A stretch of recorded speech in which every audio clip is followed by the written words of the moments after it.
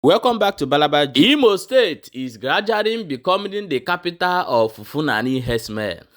My people, it already come see another one where would they hear as a Fulani don't enter inside Imo State. They by people like fly, and the governor of Imo State will be Hope Uzodinma have not make any statement concerning this Fulani Heřdsmán in Imo State. Let us play this video. May you hear what this our brother talk before we come back and continue. Stay tuned. Adama, a very quick one. Ekwuru na onwere nwanne anyị nwoke ndị Fulani Heřdsmán tọrọ shi Port Harcourt lọta. We keep talking about this thing. I ga na-ekwu ka ihere na-eme government. I ga na-ekwu ka ihere na-eme government. That government is so weak ma ọ ha dogo ụjọ to confront the Fulani Heřdsmán. Yeah, probably Imo State government dogo ụjọ to confront the Fulani amega ihe at Imo State.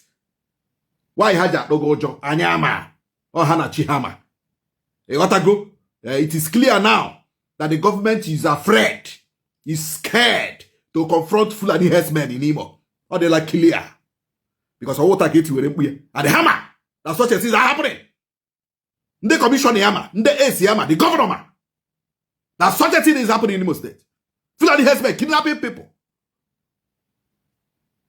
Killing people. He's inciting the public. He's inciting the public. But they know the Fulani Heřdsmán are causing havoc in Imo State. But they will not do anything now. They have never issued an ordinary press release condemning Fulani Heřdsmán killers. Condemning Fulani Heřdsmán mega new in the mud. Government Imo State issued the ordinary press release.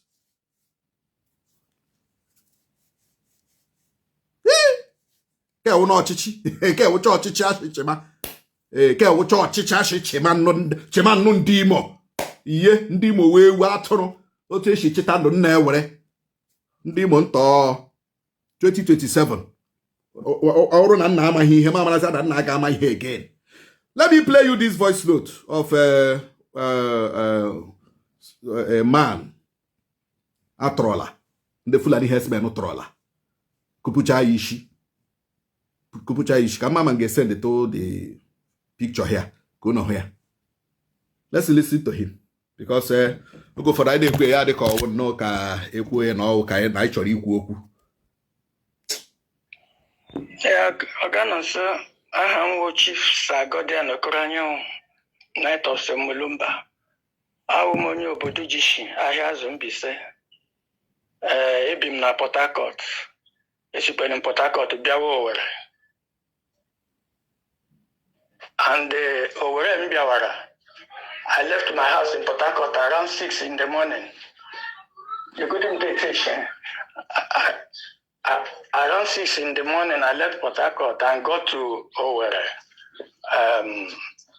Irete, around 11 in the morning.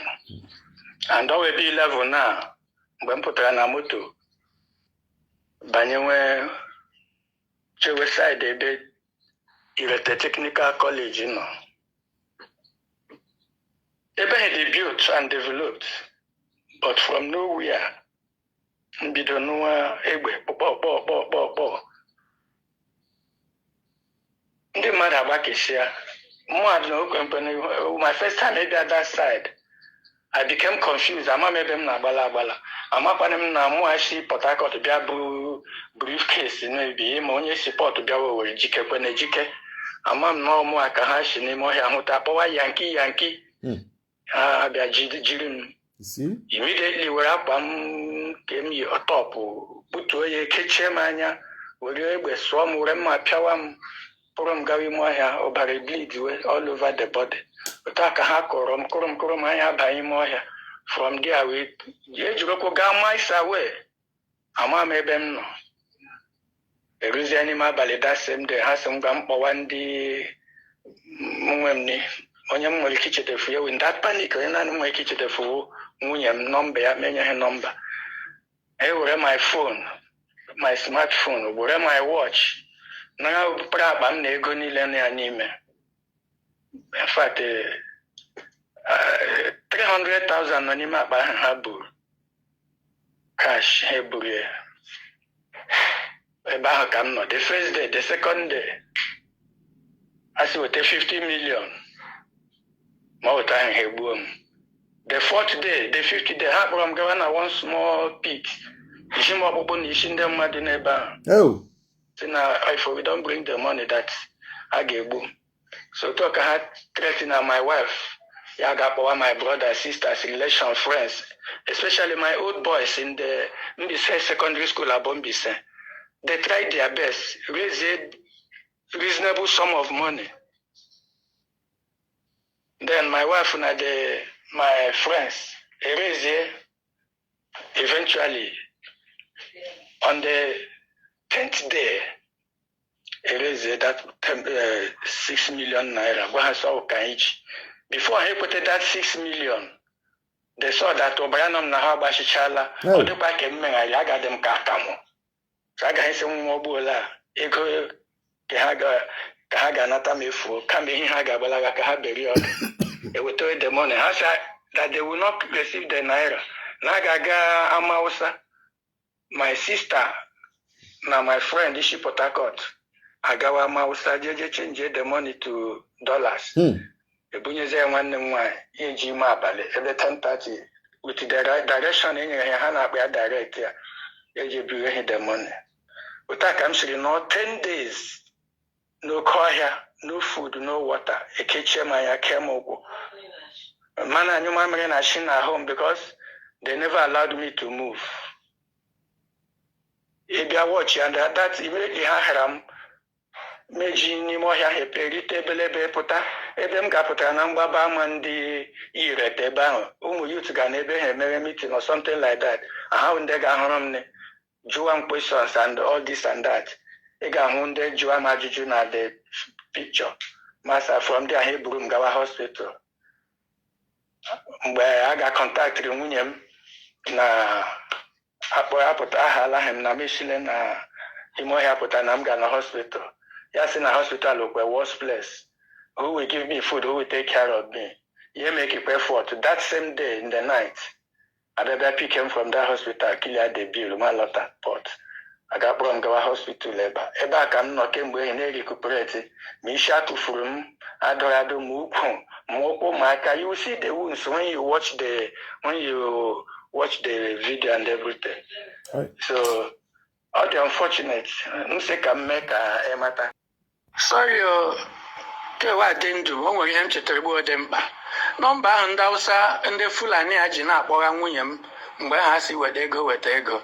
Ema na anyị lọbataziri were dat nọmba ha ji akpọga mgbe ahụ. Even though onweze ka ọ na-aga now, gaa tinye na caller ID. The thing na-enye anyị ESN. Ọ dị ma mmadụ rejistara ndị Fulani a nọmba tinye ESN. Ọ bụrụ ma ejide ha ma ọ gbagbuzie ha, asị na ndị ESN ndị na-ekidnap ihe a, amakwana na Fulani Heřdsmán. Ọkwa ha nsị ka m gwa gị. Thank you, sir. Thank you, sir. Ọ na-adị mma ka these revelations na-apụta. Ọkwụ na-ahụla ya. The last one o kwuru now. You know, nọmba ha na-eji akpọ ha eje were ESN register ya nye ndị Fulani. And ya adịkwala gị ebube, ya adịla gị surprise na o nwere ndị Igbo ha na ndị Fulani a na-eme ihe a. Nke ije ndị Hausa, gịnị ka ndị Hausa ma wit dollar? A na-emezie atọrọ mmadụ asị chenjie wete dollar. Si chenjie into dollar wetere ha dị dollar. Amami na-aghọta. Gọọmenti steeti Imo, ọ dịkwa unu n'aka ịma ihe unu ga-eme o. Ekwukwele m ihe. Every community, youth vigilantes, raise your defense in your community. Defend yourself. Unu ejikwala anya ọma ele ndị a. Defend yourself. Echira gọọmenti ga-apụta sị, he's inciting the public. This is self-defense. Ekwuchakwa m ndewonu. My wonderful people, una don see am o as e take dey go right now for inside Imo. Now we say mo bring am come show una. Abeg, everybody go stand up make im dey watch im back. My people, they say that for inside northern Nigeria, the Hausa are trying to remove themselves from the things wey Fulani dey do as e stand right now. Now be say one Amy don come outside, they come give the Fulanese 30 days in order way for them to stop or vacate their land with immediate effect. We go play the video, may you watch before we come back and continue. And we'll also play another video where they follow am. Just stay tuned and watch the full videos. Sai mu dawo a nan Taraba. Zan yi babban magana kowa ya ji. Fulani mu bororo na daji. Kun zo a kasan nan. Ku yan uwanmu ne. Mun yadda ku yan uwanmu ne. Mun muku maraba. To ina son tambaye ku. Mu kan musulmi ne. Ku kuma da kuka so yan uwanmu musulmi ne ko ku ba musulmai ba. Dole ku bada wannan amsa. In ku musulmai ne ko ku zauna daji ku zo kuna daukan mu ɗaya sai mun bada kuɗi ku daina. Don wannan Allah bai yarda da shi ba. In kuma ku ba musulmai bane ku gaya mana mun yi fada da kafiran da za mu yi da na yanzu. Don haka duk wani bawa a kasan nan daga yau ya kirga na bashi kwana 30. Idan an shi gaba da zuwa gari a kama mu a kashe, ku kuma ba ku fito kuka saya kuka fada da wanda wannan yake yi ba, don mu kuma za mu zalayi. Duk inda muka sami bororo za mu kashe shi. Ba za mu tambayi sunansa ba, ba za mu tambayi abin da ya kawo shi ba, ba za mu tambayi inda yake ba. In za mu kare, amma gaskiya dole fita. Bara yadda za a yi wani shege ya zauna daji ya ɗauki matanmu ya zo ya zina da shi, to ku kuma mutanen gari sun kani iware duka ku ji. An sami hakimi guda ma'ango guda yana haɗa baki da barayi. Kuna ganin wayan sanda suka bashi beli, sannan ya koma garin ku kuna hauka ne. To diga yau ku ji duk wanda aka kama shi a gari yana hada baki da yan fashi, to za mu kashe uwansa, za mu kashe ubansa, za mu kashe kaninsa, za mu kashe wansa. Kuma yan sanda ku ji, mun yadda ku yan sandan Najeriya ne, za mu ku darajar ku. Amma da muka gani dan sanda ya kama kidnapper ya sake shi, mu kuma za mu a non-government na Igbo. Ba yadda za a yi mu zauna ba za mu yi bacci a gidajenmu ba. Talashin da muke ciki ya ishe mu. Ba za mu bari wani kuma ya kara ba. Don haka zan kara. Bororo ardo. And most of them are in their 17, 18, 19, early 20s and early 30s. Very brutal. They rape women. They burn down houses. They attack churches, attack mosques. Attack commuters, extort money from farmers. Farmers have to pay fines and taxes to go to farms. Their activities has destroyed agriculture in northern part of Nigeria. Their activities have destroyed cattle rearing in northern Nigeria. Their activities has destroyed education in northern Nigeria. Many schools are closed now. You have a duty, a responsibility as educated Fulanis, of which we are, to reach out to your people that crime does not pay. 10 to 15 years on banditry has not produced one billionaire among the bandits. It has destroyed the life of Fulani. It has even destroyed the image and reputation of Fulani people. Because every Fulani that is seen now is being seen to be a bandit. There are Fulani doctors. There are Fulani lawyers. There are Fulani engineers. There are Fulani architects. There are Fulani professors all over Nigeria. There are Fulani businessmen. But criminality of these bandits that are mostly Fulani has destroyed the name, the image, the reputation of every Fulani man. How does that help us? How? Don't take lightly your mission. Your mission is very important. It's important for the peace, for the unity, for the progress and security of Nigeria. Northern part of Nigeria used to be one of the most peaceful parts of this country here. But you know what? If you see your face now, someone will think you're a bandit. Looking at you now, someone will think you're a bandit. Just because your ethnic group are involved in it. So I will use this opportunity to assure you of my own full support. You should go to every nook and cranny, meet your people, tell them that we don't want banditry in northern Nigeria. We don't want kidnapping in northern Nigeria. We don't want their activities that has been destroying our image, our reputation as the people in northern Nigeria.